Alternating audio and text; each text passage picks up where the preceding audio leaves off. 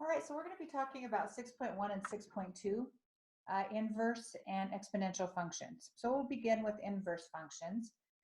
And with an inverse function, first of all, we need to be sure that we are dealing with a function. So if you recall figuring out a function, you cannot have the same x value, meaning the x value has to be unique and not repeated. All right, so if it has an inverse, then what we're going to do is we're going to switch this xy ordered pair. We're going to switch the y and the x. All right, and then we're going to look at it, and to determine if it is an inverse, the y values have to be unique and cannot be repeated. All right, so let's first of all look at this g of x. Again, remember this g of x is just notation. That's just function notation. When we look at this, we look at our x values. And so those are all unique and different. Therefore, that is a function. But what I want to know is, does that function have an inverse? And so to determine if it has an inverse, we're going to go ahead and take each of those ordered pairs, and we're going to switch the x and the y. So a 3, 1, wow, sorry about that, would become 1, 3. 02 would be 2, 0. 2, 3 would be 3, 2. And 4, 0 would be 0, 4. So all we do is just switch the x and y. Now let's look at the y values. So I look here, and those are all unique y values. So yes, I'm gonna have to get a different pencil here. Yes, that has an inverse, okay? And is the inverse 1 to 1? So if a function has an inverse, then it's 1 to 1. So yes, it's 1 to 1. Now let's look at B.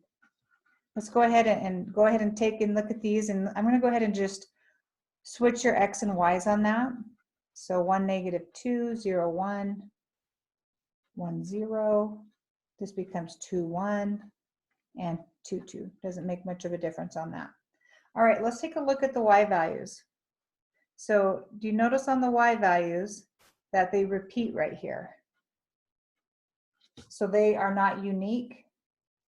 So that means that this function, so here's the next thing. Let's look at this originally. And I could have kind of predicted this because the x values here are the same. So that means it's not a function. And we're just talking about inverse functions. All right, so we want it to be a function first, then determine the inverse of it, if it even has an inverse. So this one would be no, it is not 1 to 1, does not have an inverse.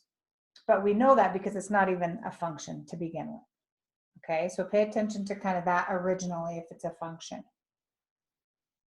All right, now just a few things to tell you about inverses. If it's 1 to 1, okay, then that means an inverse is going to exist. And that's kind of what we are finding here.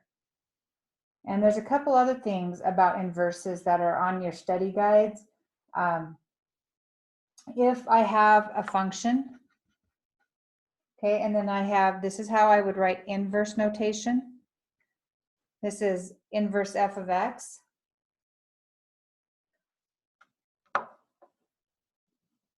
The domain on your function is going to be the same as the range on your inverse. And I'll show you some graphs of this a little bit later to kind of show this to you. And then also if the range of the function, okay, when I find that inverse is going to equal what the domain of f of x. Does that make sense? So the domain of my function is going to be exactly the same thing as my range of the inverse.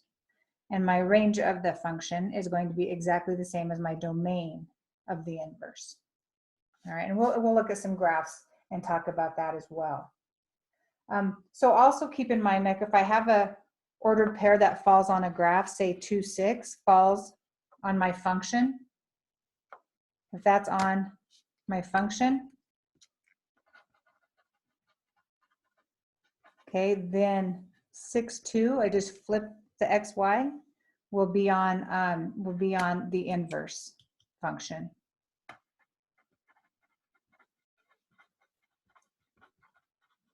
So if this is on the function, all I do is flip the x and y, and then that's going to fall on the inverse function when I graph it. And again, I'll show you some examples of those too when we do some graphing, okay? All right, so talking about another way to find out if so we can look at ordered pairs. This is called a relation. We can look at that to determine if it's a function and if it has an inverse. Okay, another way to do that is called the horizontal line test. So if you remember when we looked at graphs of functions, if it passed the vertical line test, which is just the line that goes vertically, and it only went through the graph one time, then it was a function. Well, to determine an inverse function, we do the horizontal line test. So we aren't given any information aside from maybe just a graph. So maybe an example of a graph would be something like this. Okay, let's take that graph. So if I think about doing a horizontal line test, that means I'm going to draw my horizontal line through here, through the graph. And notice it goes through here, it goes through here, and it goes through here. So because it goes through more than one time, then it's not an inverse function. All right, so let's take a look at a graph like this. How about we just have a linear line, something like this. Let's say our line is like this. Well, if I do again a horizontal line test, anywhere on that line, it only goes through at one time. So yes. Okay, that means it has an inverse. What if I had a parabola, for example? If I had something, let's say I had a parabola, something like that, looking at the horizontal line test. Okay, in that case, that parabola does not have an inverse. It's not going to have an inverse. But if I look at a parabola, if I look at this, just draw it down here. Say we have this. Okay, what is that going to tell us here? I should probably be putting some arrows on this. If I draw lines through here, it's only going to go through one time. So yes, that is. Draw myself another pencil here. All right. So this is called the horizontal line test.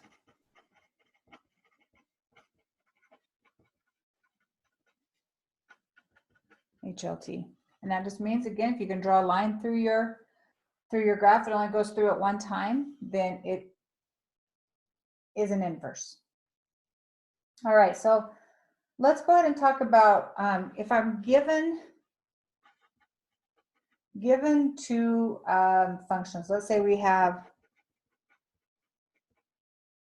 x cubed minus 1, and then I have a second function of the cubed root of x plus 1. Oops, sorry, I'm going off paper. There you go. All right, so let's say we're given this, and what I want to know is, are these inverse functions?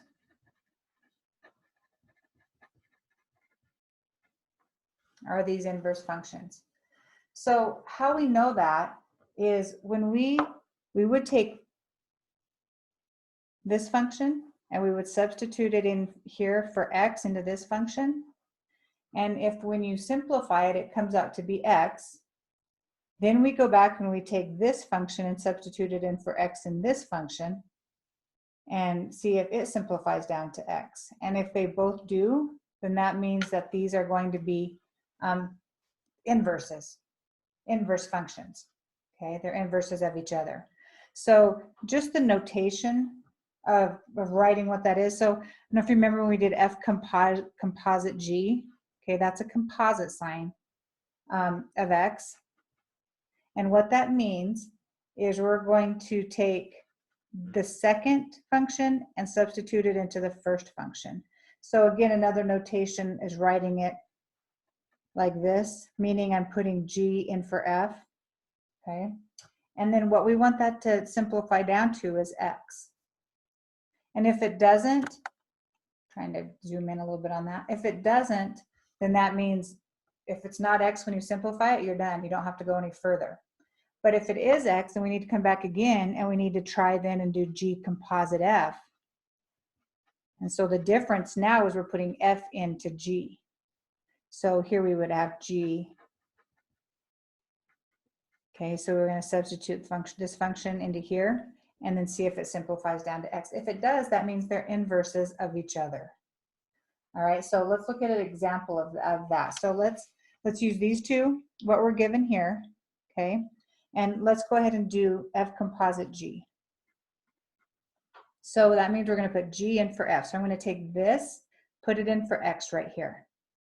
So we'll have the cubed root. We have the cubed root. Oops, I already messed that up, didn't I? Let me erase that. We're going to take this and put it in for here. So X is going to be, I guess it is kind of the cubed root there. And we're going to cube it because we're putting it in for X right here. And then finish writing. So all I did, again, was put this in for X right here. And then we simplify that. So when we have a cubed root and we take it to the third power, these cancel each other out. It's like taking 3 times 1/3. They cancel each other out. So this then is left as x plus 1 minus 1 equals x. So that works out. Sorry, it's kind of hard to see that. You know what? All right, so let's do this one. So now we're going to take F and put it in for G. So now we're going to take F and we're going to put it in for G.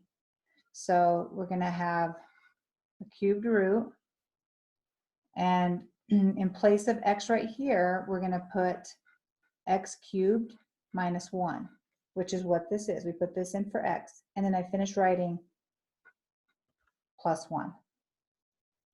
So this simplifies down to the cubed root. X cubed minus 1 plus 1 would just become x cubed. These become 0. So now I have the cubed root of x cubed, and that equals x. That's the same thing as saying x to the third. This root is 1/3. So if I multiply that together, that equals x to the 1. So that's kind of the process of what we're doing there. All right, I know that's kind of hard to see that 3. I apologize, I'm not sure why. However, what we found is when we do these two composites, they simplify down to x, so these are inverses of each other. Okay, all right.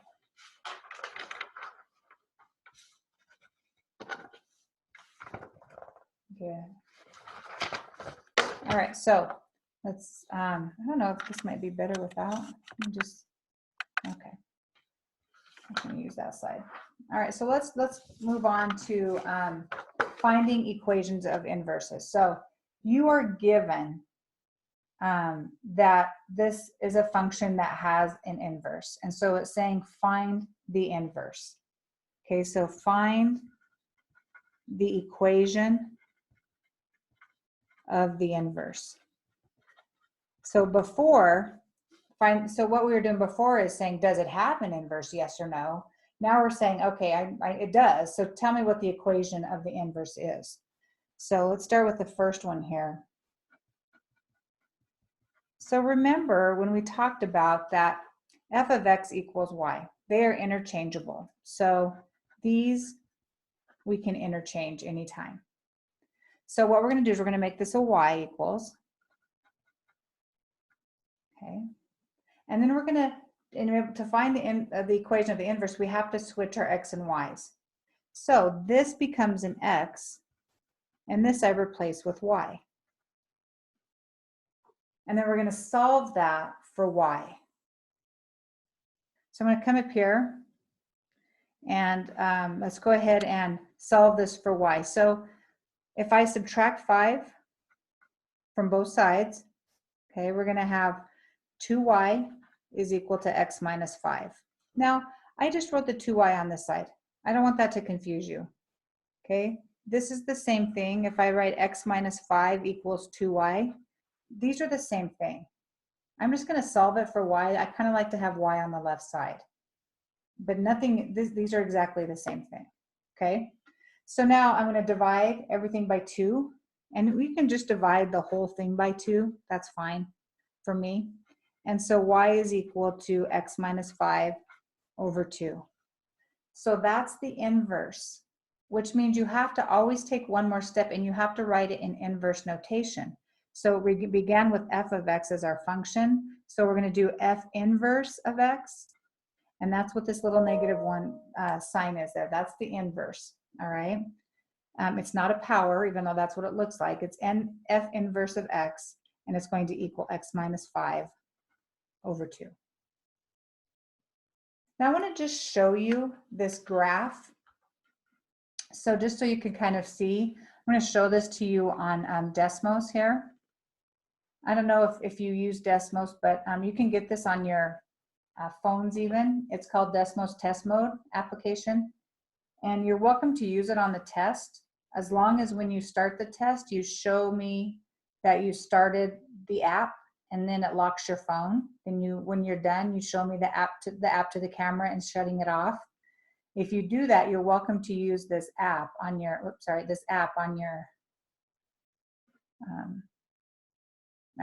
on your phones. Sorry about that, I got sidetracked. All right, so let's graph f of x equals 2x plus 5, which is what we were given on that. So you can either do it here. I'm going to go ahead and just do it from my board because I have a little trouble, but there's a board down here at the bottom. See if I can pull it up. Yeah, it won't let me pull it up, so that's okay. We can. All right, so 2x plus 5. So 2x plus 5.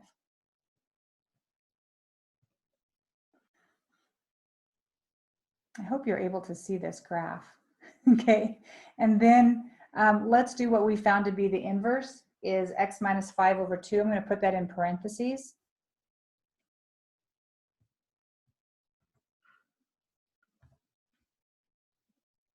Oh, I'm not sure why. Oh, what did I do?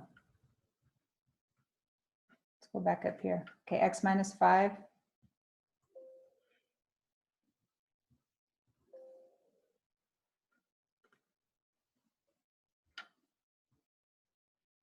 There we go. Oh, I was having such a hard time there.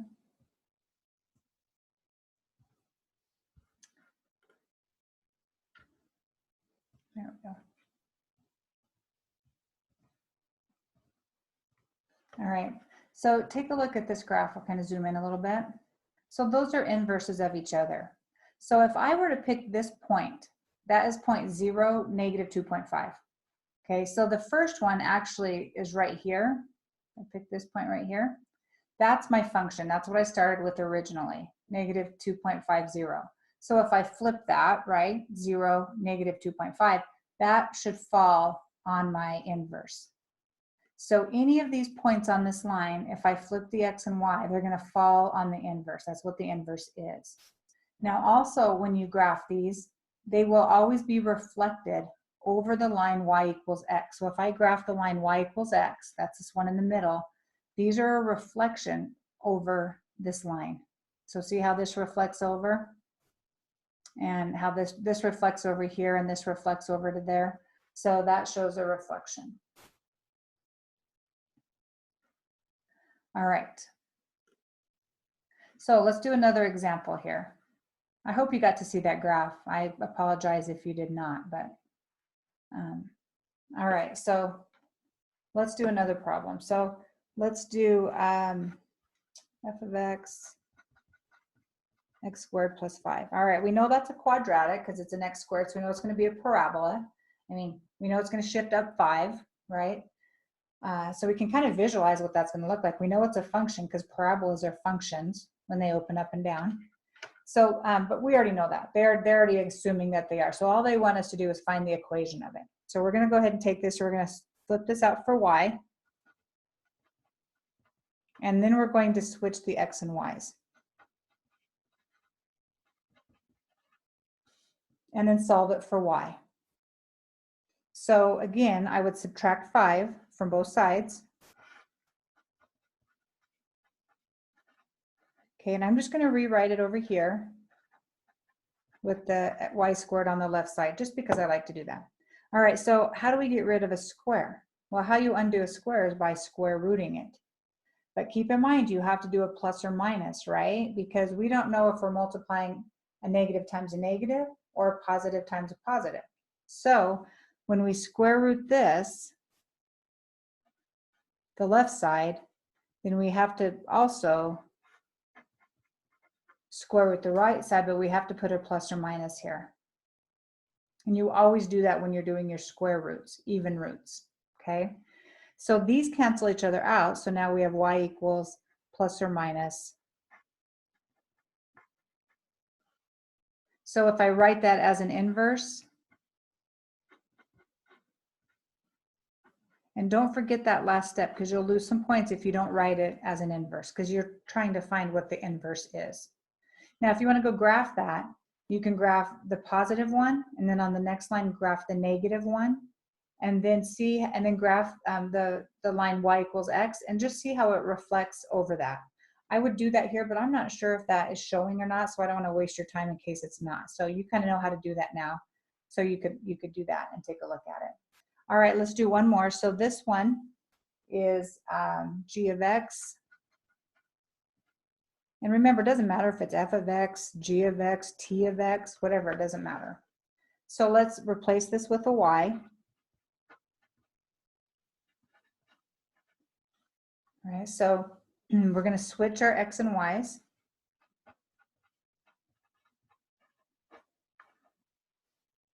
All right, now what I want to do is solve for y. So if I want to get this by itself, I've got to get rid of this. So that means I'm going to square root both sides. So I'm going to square root, and I got to put a plus or minus on it. And then I'm going to square root this. That way these will cancel each other out. So I'm going to bring it up here. So we have plus or minus square root of x is equal to, now this is just becomes a y minus 2. So let's add 2 to both sides. So we have 2 plus or minus square root of x equals y. And I would just reorder that. You don't have to, okay? And then let's put it back into function notation. So inverse of x. Actually, we used g, didn't we? So I should probably put a g in there. You want to use the same one that you started with. Okay, inverse g of x is equal to 2 plus or minus square root of x. And again, you can graph that and take a look at it. All right, so we've kind of talked about the graphing inverses. So if you don't have a graphing calculator and you don't want to use Desmos, and you're taking a test, and let's say we're going to graph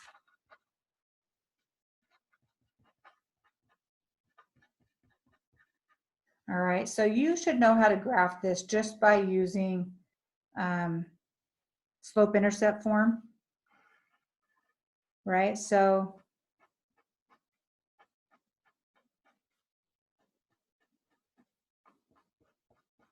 we're going to start at a -5 on the y value. So we start here, and we'll put this over 1. And here's your rise, here's your run. So we're going to go up 4 from this point and over 1. You can do it a couple of times.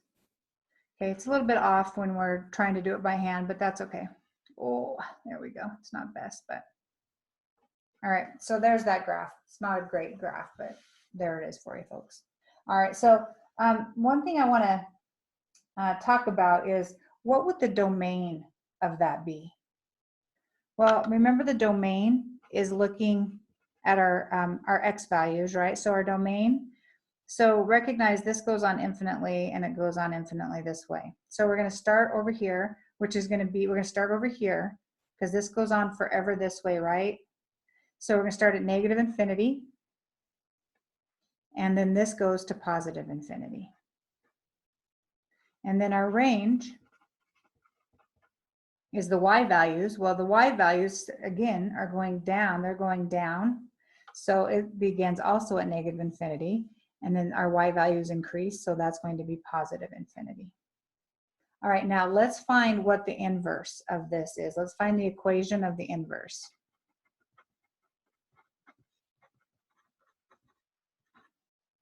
So here we are going to switch. So we're going to have y equals 4x minus 5. Let's switch. So x equals 4y minus 5. okay, and solve for y. So we'll add 5.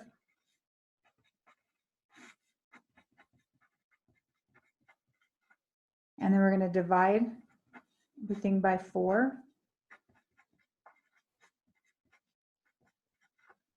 All right, now let's rewrite it as an inverse. I'm just going to put it on the left side. X plus 5 over 4. All right, so there's the equation of the inverse.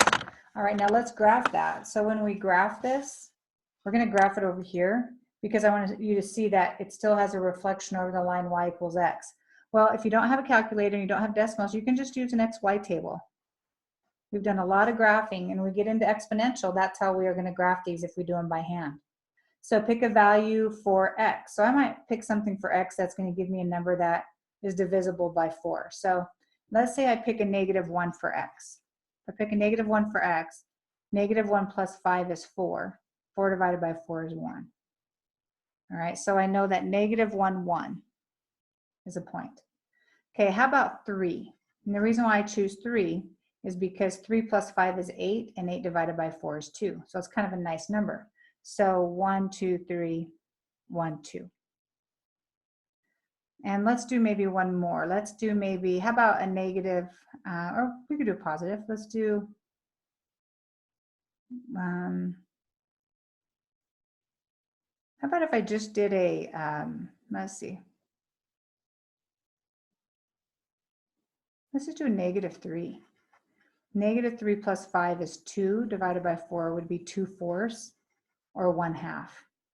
So -3, I just kind of wanted to keep it on my graph, so I wanted to kind of pick numbers. All right, so, and keep in mind that 1, 2, 3, 1, 2. I kind of am just, it's hard when you sketch a graph to be exactly right, but so here that graph would look something like this. Sorry, it's not great. But recognize then, so notice these points. So if I have a point -1, 1, if I flip it on my original, I should have 0.1, -1 on the original, right? Because so I wouldn't even have to do an XY table. I could just pick these points off of here. So this is point 0, -5. So that means if I flip them, -5, 0 is going to be on that line. Now again, mine's a sketch, so it looks a little cheesy there, but so here's 1, -1. This is the original, so if I flip them, then -1, 1. Okay, so you can kind of just, you can see how I don't really even have to do an XY table. I can just pick points off of my original function, off this original line, and just take the inverse of those points and graph them. And then here's the line y equals x, and notice how it's reflected over that line y equals x. All right.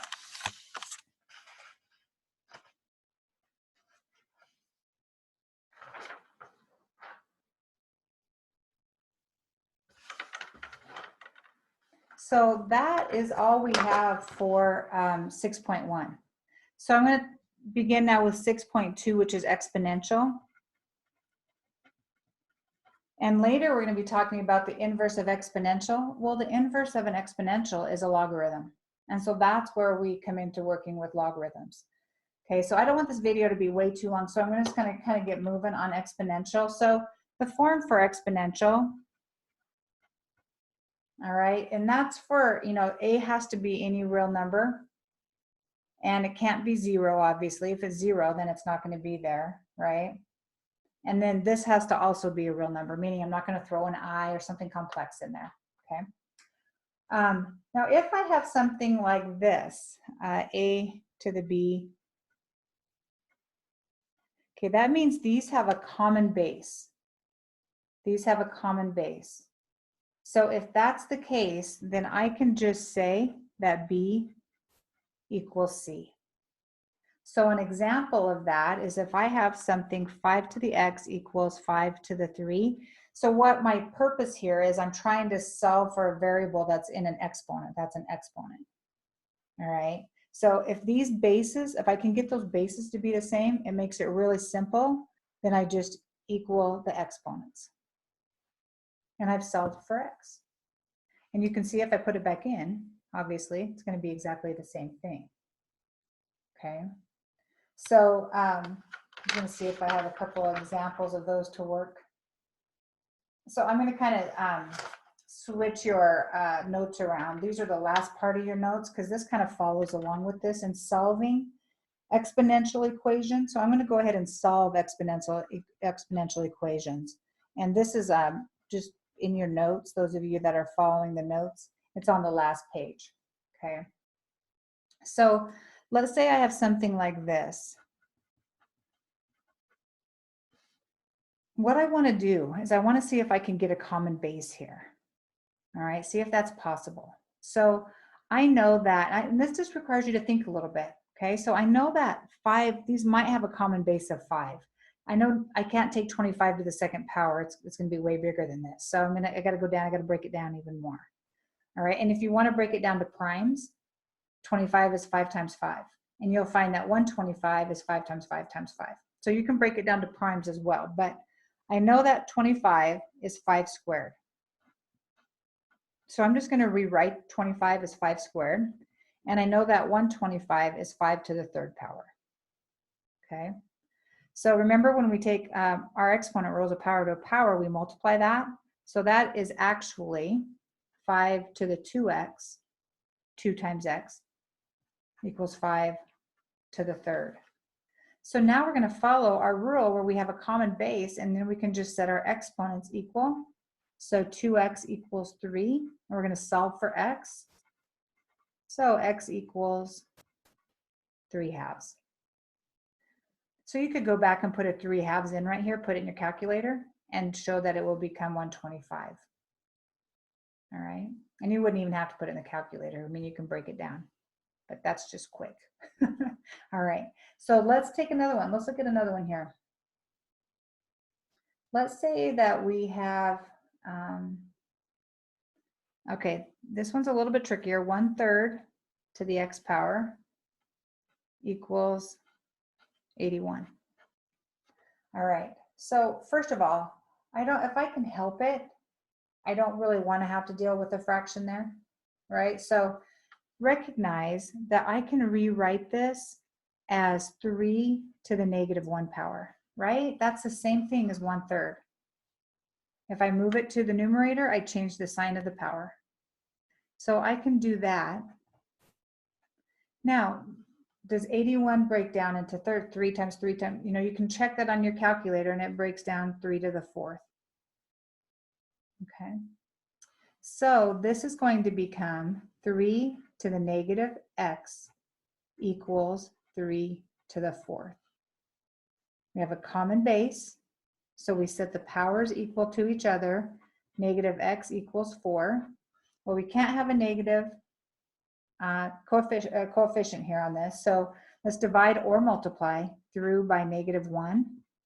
So x is equal to a -4. So if I put a -4 in here, you're going to find that turns out to be 81.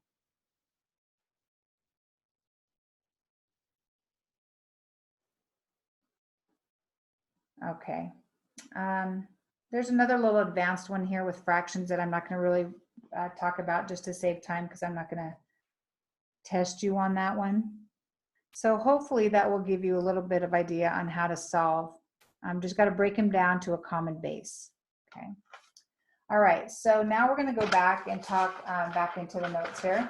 Okay. And just recognizing how to graph an x. So here, if we have something like this, okay, it has a variable x in the variable power, so that's going to be an exponential. All right, that's an exponential, and we can go through and graph that.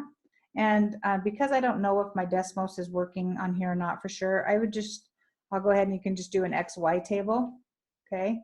And you can pick any numbers that you want for x. So I can pick, if I pick 0 for x, 2 to the 0 power, anything to the 0 power is 1, right?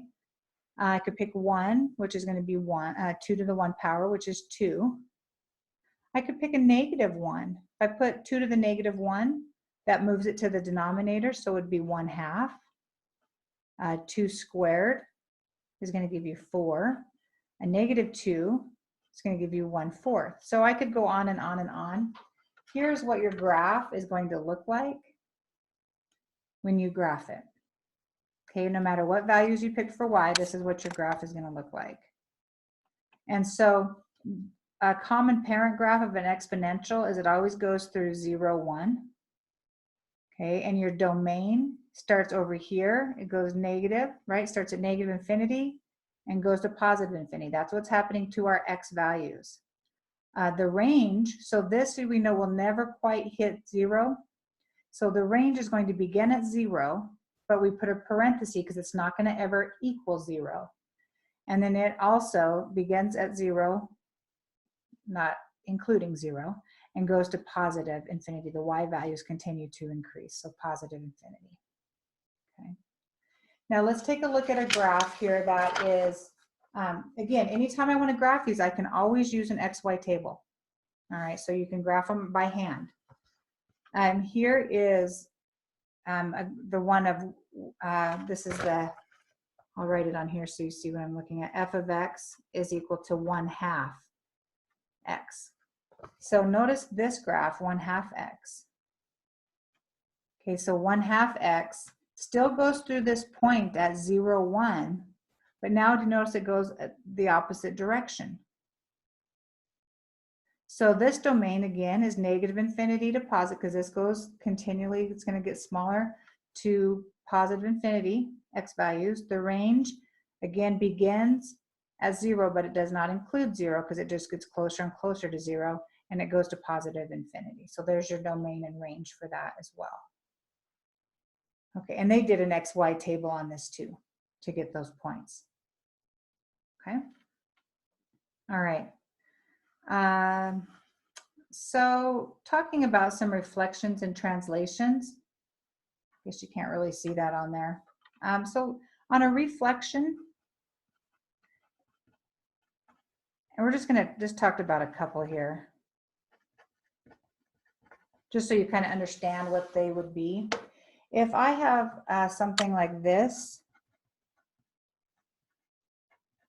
okay, remember if this negative is in front of this coefficient, then that's a reflection over x.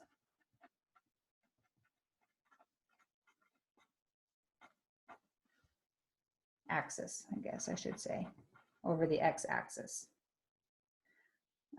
If I have something like this, and this is just kind of really quick, you guys, but if I have this, this is the same thing as if when we look at it being in parentheses, when we're looking at functions and translating functions. So if I have an x plus 3 here, it's going to go the opposite direction. All right, so it's going to be shifted, because it goes, this is a plus, it's going to go shifted 3 to the left. And then kind of along the same lines as what we talked about in class with the translations and shifts. And so if we have this, okay, this is what we're talking about right here. So how are we shifting it here? We're just taking that function and we're shifting it vertically up 3 units. Okay, so just a quick little idea on how to do, how those translate and reflect. You can look at them on your calculator if you want to as well. All right, so the last thing I want to talk to you about on here is compound interest on interest rates, because compound interest is exponential. All right, and this is a really, and I'm sure you've seen a lot of graphs on the coronavirus on exponential. I mean, it just how the testing just rapidly increased exponentially. It would go from 1,000 to 10,000 to 100,000, in a day, as far as when we're looking at globally, or even in New York, and you look at those graphs and they would just rise exponentially, right? They would just go really. So the coronavirus really is a good example of exponential graphs. And so compound interest, I just wanted to kind of share that with you, that what's going on in our pandemic in our world today is very exponential, and that's a real world example of where you find it. So compound interest. All right, so compound interest This is the last thing we have to talk about on 6.2. Okay, compound interest. So here's the formula, and you need to know this. You're going to have to memorize the formula.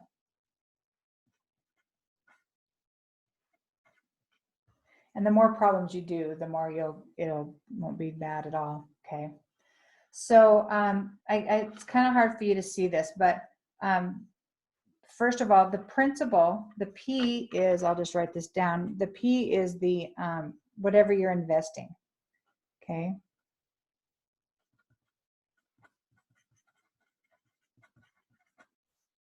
And then the R is your rate at which you can get that's going to be compounded at what rate, and then you want to write as a decimal. And that's what most students forget to do, so their problems are off because they don't write it as a decimal. N is how many times, the number of times it's compounded. And then T is the time that it's going to be compounded for, and that's in years. Time in years. All right. So we're going to look at this problem that is, I'll just write it out because you can't all see that. You're going to invest $1,000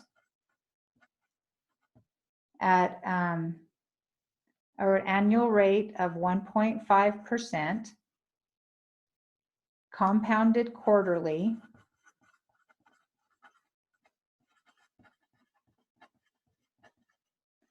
and then how much will be made, which is going to be your amount. How much is going to be made after 10 years? As long as there's no withdrawals are made or anything like that. So really what you're finding is the interest after 10 years, and that's what the amount is. All right, so keep in mind compounded quarterly. So if I compound something quarterly, that's going to be 4 times a year. If I compound annually, that's once a year. Semi-annually, twice a year. If you compound monthly, that's 12 times a year. Daily, we'll use 365 days. I think sometimes banker days are 360. That may not be necessarily the truth always, but we'll use 365 for being compounded daily. All right, so let's try this problem. So we are going to find the amount. That's always what we're going to be finding with ours. Okay, the amount. What's the principal? We're going to invest $1,000. Okay, so it's always 1. Your rate, so if I want to write this as a decimal, then I'm going to take 1.5 and divide it by 100 because percent is per 100. All right, so that's how I find out what it is as a decimal. That's going to end up being 0.015. All right, so that's what we're going to use for R. And like I said, you can imagine if I use 0.015 versus 1.5, I'm going to have a much different answer. So that's important that you recognize that. Okay, over N, how many times is it compounded? 4 times a year, because that's quarterly. And then here we have 4. And for how long? For 10 years. So you should have all that information that you need. And I will tell you, sometimes the hardest part is getting all of this put into, trying to do it all in your calculator. So you can do that all at one time, that's fine. But here's the order that I recommend you do it. You want to divide this by this first, and then add 1 to it. All right, so if we do that, then that's going to be 1.00375. And then we're going to take it to this power. I'm going to go ahead and multiply that and make it 40. All right, so you've done this. All right, then we have to do that exponent before we multiply by 1,000 using your order of operations. So we're going to take 1.00375, and you might already have it in here, and sometimes that number won't end. It'll be an irrational number when you do this, and that's okay. Just on your calculators, divide it, hit +1, and then do the caret top or the power to 40 times 1,000. So you can do it all in one, but if you don't want to and you just want to write this down, take this to the 40th power and then take that times 1,000, that's fine. So what you should get approximately on this, and remember we're talking about money.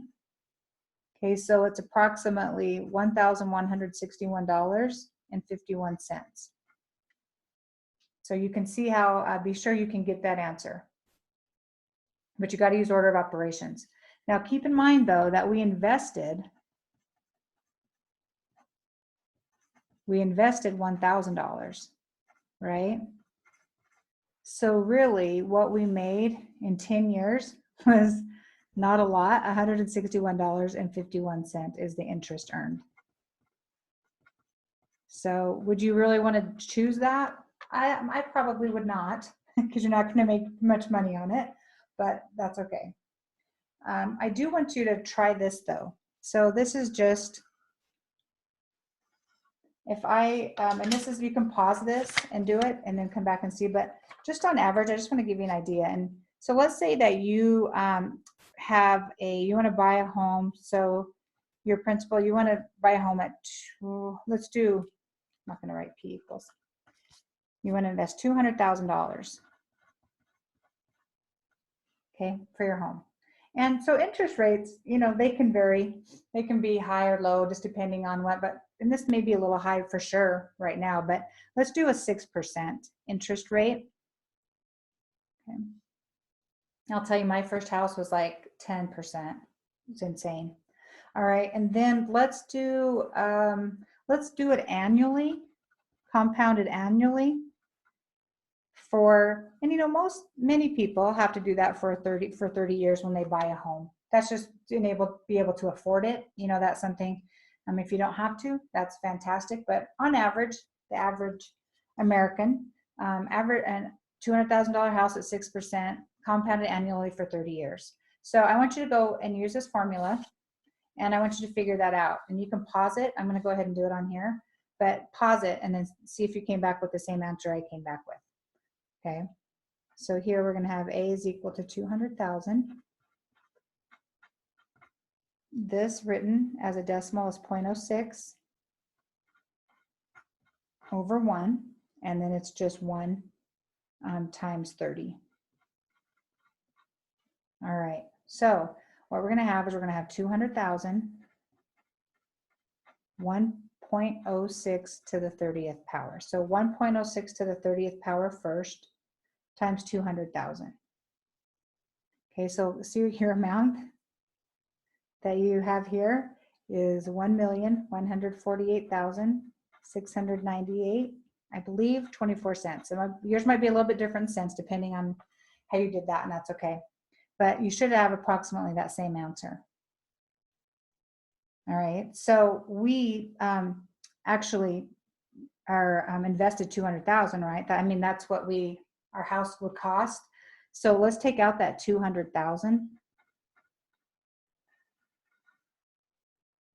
and we would be at, let's see, what is that? 948, 698, 24, 23, somewhere in there.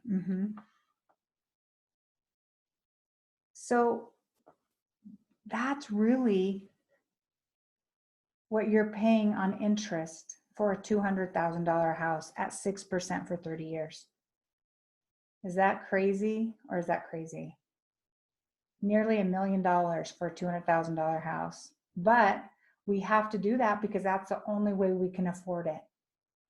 So when you get those loans, if you can pay extra each month, it dramatically decreases this interest. Same thing with credit cards. Now you get a credit card with $2,000 on it. You're going to be paying a lot of interest on it, especially for some college students. When you get out, they're going to give you a 24% interest rate or 18% interest rate. So this number would be 24 or 18. You can imagine, right? It's crazy. So be aware of that. Anyway, I just thought that was kind of interesting to talk about. All right. So there's another one here. Let's talk about compounding continuously.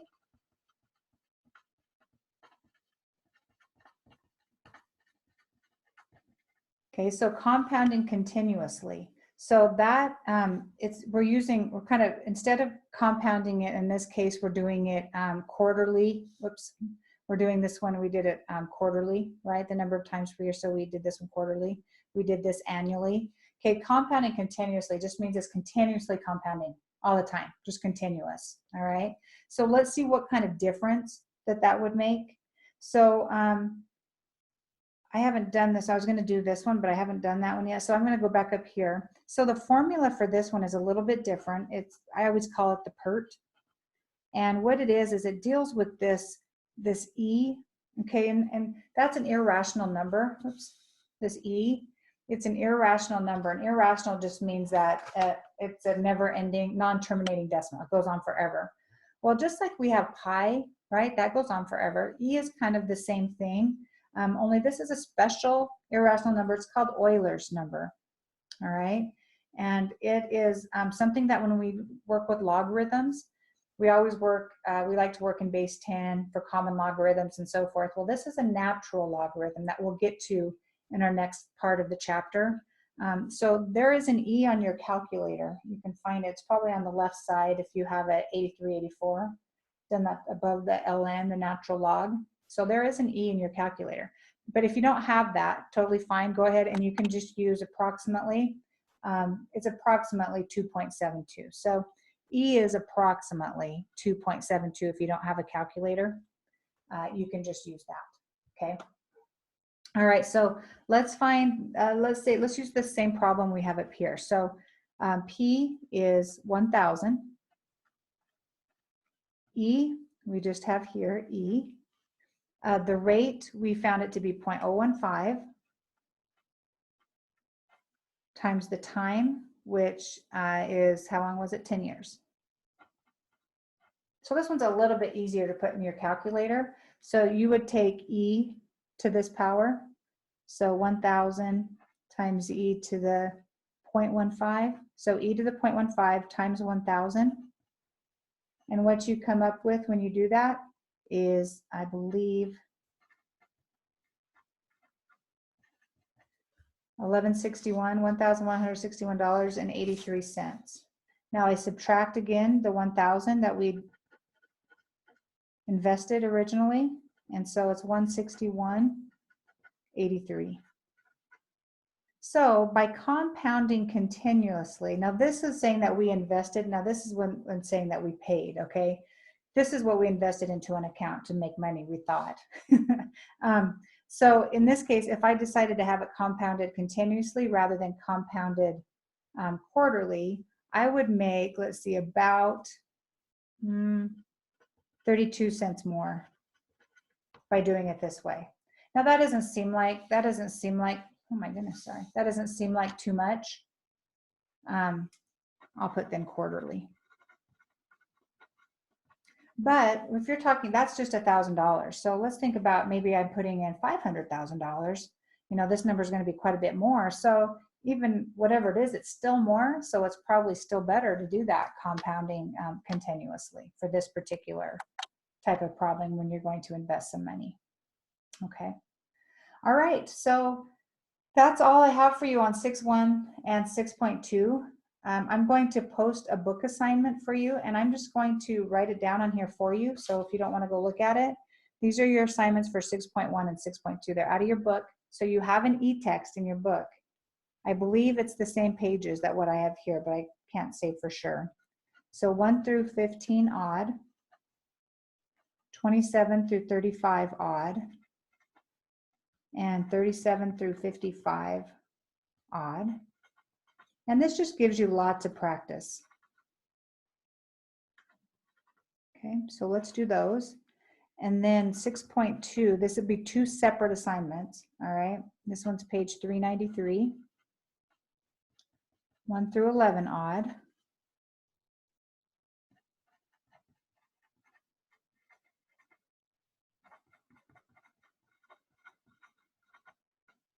And let's do 63 and 71. Okay, so let's do, yeah, so let's do those. Those will be what you need to turn in to me for 6.1 and 6.2. Now this is only for 1,400 to turn these in. 1380, you guys are just doing your math lab. Okay, this is just for 1380. I mean, sorry, for 1,400. All right, you guys, thanks for sitting on here so long and listening. I hope you have a great weekend.